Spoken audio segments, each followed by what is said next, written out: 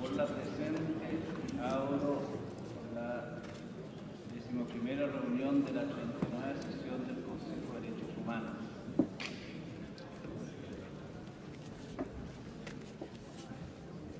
Como se anunció anteriormente, ahora tengo el honor de conceder la palabra a Su Excelencia, señor Zóhrar Mnatsakanyan, ministro de Relaciones Exteriores de Armenia, para dirigirse al Consejo. Su Excelencia tiene la palabra.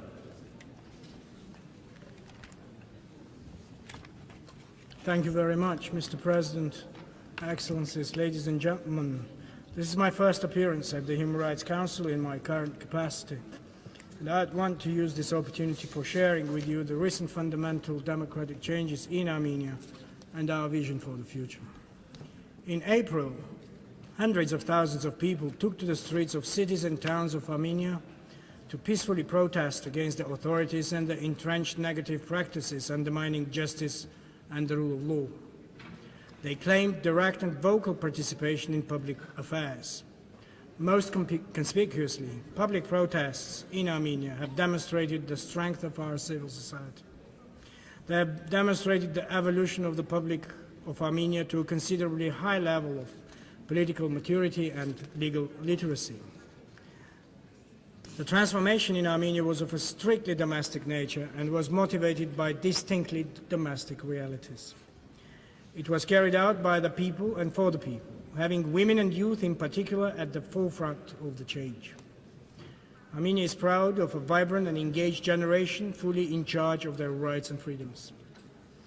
Following the peaceful mass rallies and equally peaceful transition of power, a new government was voted in. Over the past 4 months, empowered with the overwhelming support and mandate of the people, the government embarked on the implementation of the reform agenda aimed at anchoring resilient democratic institutions, the protection and promotion of human rights and freedoms, strong and independent judiciary, the rule of law, resolutely fighting corruption and promoting equal and fair conditions for all in economic and social life. These objectives take prominence in the government program. Conducting genuinely free and fair elections are equally at the top of this government's priorities. In about a week's time, Armenia will hold municipal elections for the capital city of Yerevan.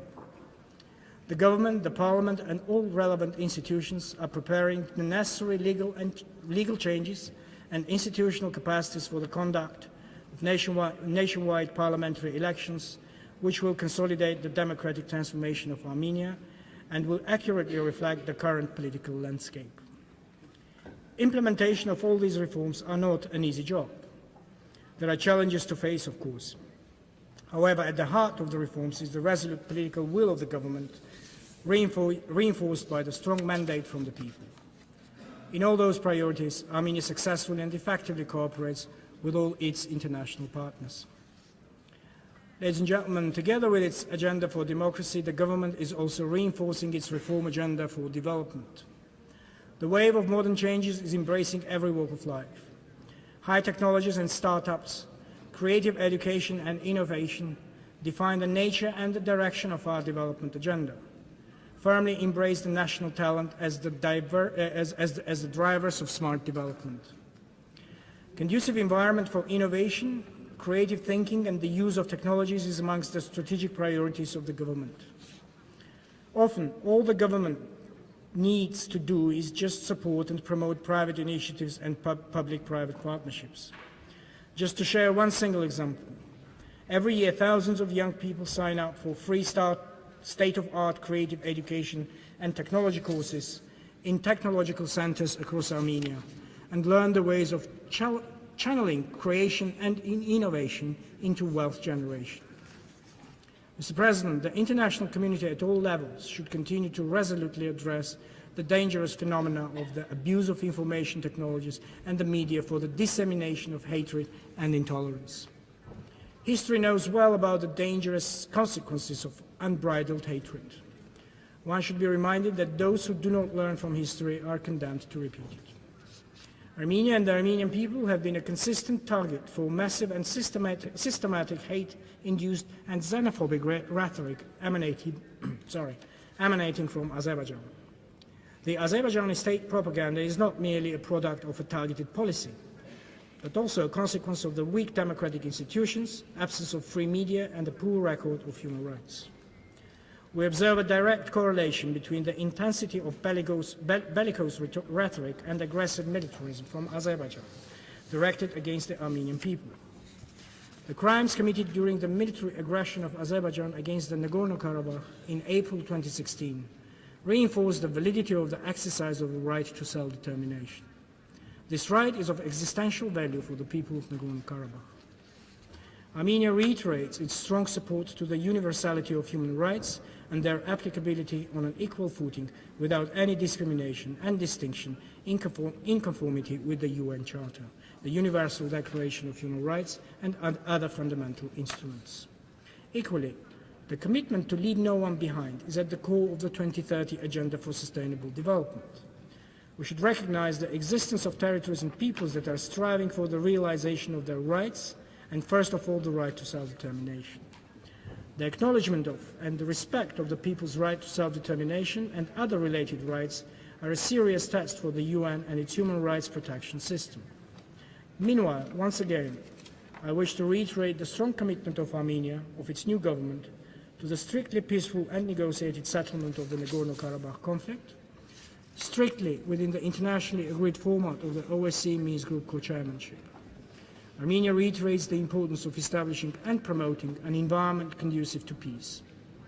Armenia also underlines the critical priorities of status and security for the people of Nagorno-Karabakh. Mr. President, Armenia has been actively involved in the initiatives launched within the UN and cooperated with many structures and subdivisions of the organization. Armenia is a signatory to numerous international treaties, including to all fundamental instruments in the sphere of human rights. International treaties ratified or acceded by Armenia are an integral part of the legal system of the country and have prevalence over national laws. Since May 2006, the Armenian government has extended a standing invitation to special procedures of the human rights machinery. Soon we will receive the Special Rapporteur on Freedom of Assembly. Armenia strongly supports the Universal Periodic Review process as an instrument for assessment of success and challenges pertaining to human rights. As a good practice, we have been voluntarily submitting our UPR midterm reports. Armenia has established an internal mechanism for reporting and coordinating activities in a follow-up to the recommendations stemming from the UN human rights mechanisms. The Foreign Ministry has elaborated a consolidated database of all national commitments and has identified focal points from line ministries in charge of implementation and cooperation with specific monitoring mechanisms. This national mechanism, together with the National Action Plan for the Protection of Human Rights, constitutes an integral part of Armenia's human rights protection system and is a solid platform for effective cooperation between the government and the civil society. Armenia continues the practice of preparing periodic reports for submission to different UN treaty bodies with the active participation of NGOs through broad public consultations. The latest public discussion on the draft report on the implementation of provisions of the International Covenant on Civil and Political Rights was organized at the beginning of August. In conclusion, Mr. President, I would like to stress that in a relatively short period of time, the new government of Armenia has managed to considerably advance the democratic reforms in a comprehensive and irreversible manner. The government has an overwhelming popular support for upholding the ideals of the Armenian Velvet Revolution and is fully determined to carry out the ambitious reform agenda. Thank you very much, Mr. President.